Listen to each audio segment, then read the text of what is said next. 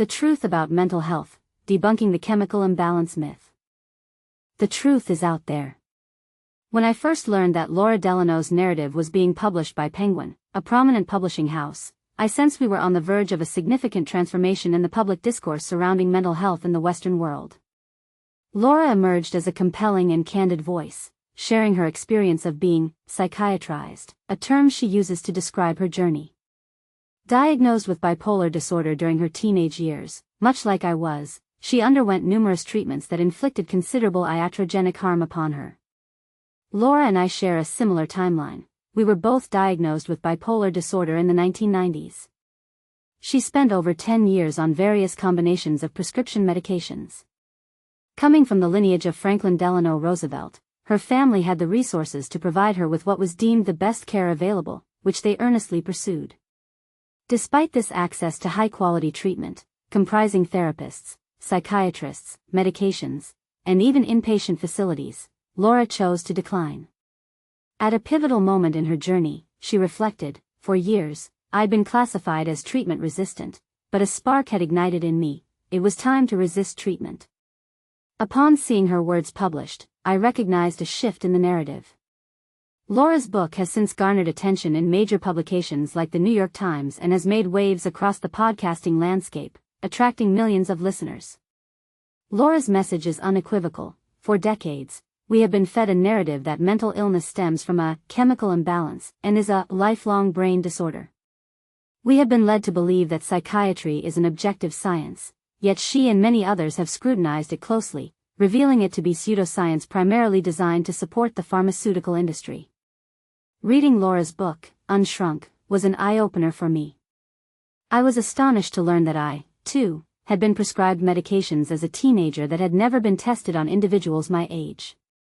I had been told by psychiatrists that I would require a lifetime of medications that, in truth, offered no therapeutic benefits, caused numerous dreadful side effects, and had never undergone long-term testing on any human.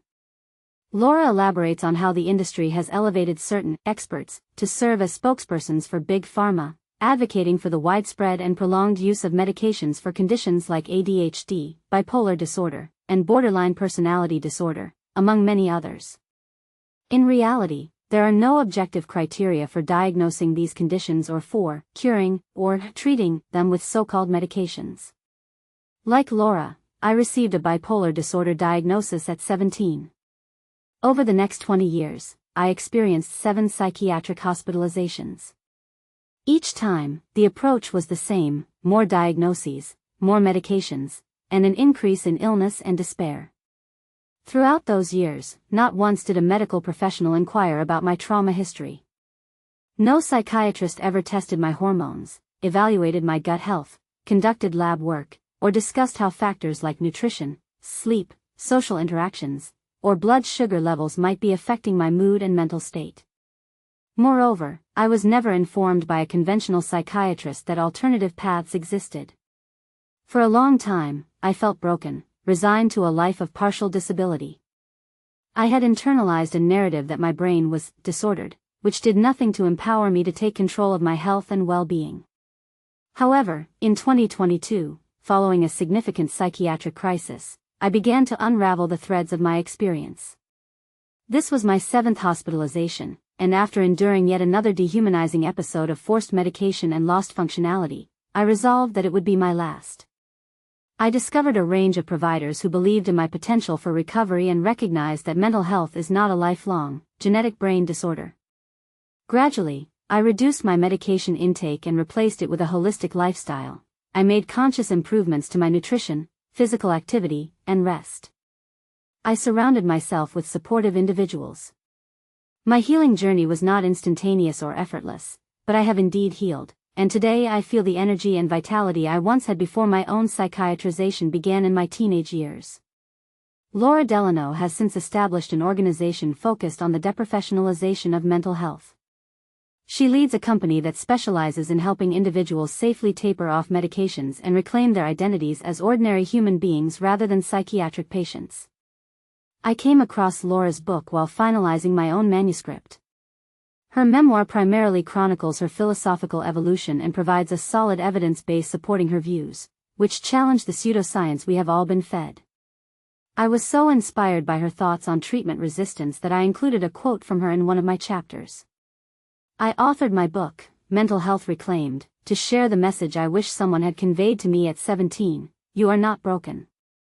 You are not defined by your diagnosis. And you can recover. Laura's narrative entering mainstream dialogue feels like a breakthrough.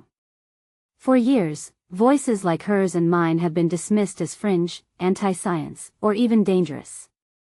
Yet, the real danger lies not in questioning the system, but in the consequences of failing to do so. The reality is that the chemical imbalance theory was debunked long ago. Psychiatric diagnoses do not constitute medical diseases and are not grounded in objective data. They are merely clusters of symptoms, often reported and assessed subjectively, frequently influenced more by insurance billing codes than by scientific evidence.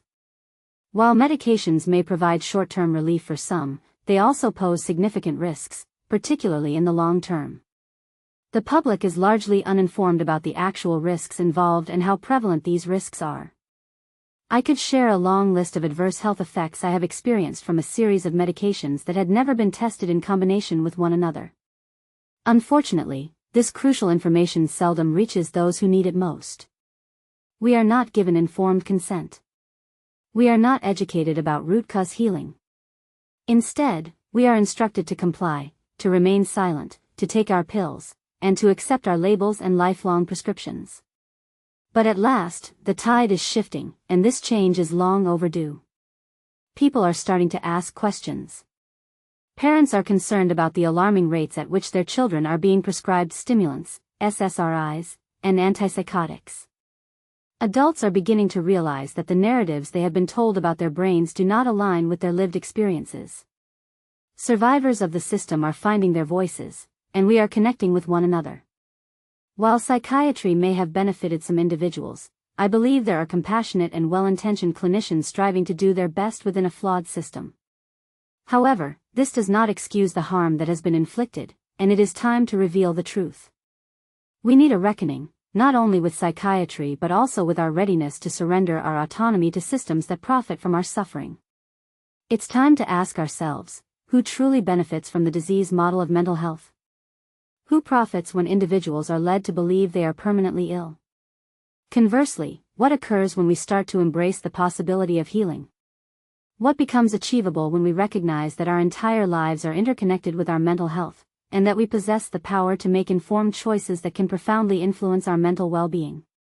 I believe that stories like Laura's and mine are surfacing for a reason. We are at a pivotal moment. The pandemic, escalating rates of mental distress, and the fractures in the current paradigm compel us to delve deeper. To question the prevailing narrative. To seek better paths forward.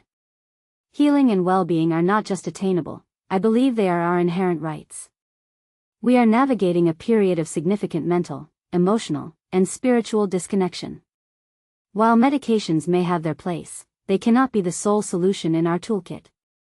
We must consider nutrition, sleep, trauma, relationships, community, and purpose, and we have substantial evidence supporting the importance of these factors.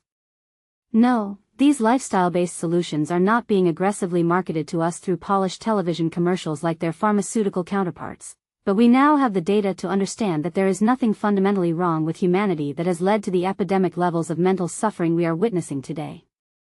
The issue, as we have observed, has escalated in tandem with the expansion of the industrial, mental health, complex. We must return to the fundamentals of being human. The truth is out there. And now that it is, we face a choice. We can continue to cling to outdated narratives about broken brains and chemical remedies. Or we can embrace the discomfort of unlearning and choose a new narrative, one grounded in truth, dignity, and the radical notion that recovery is possible.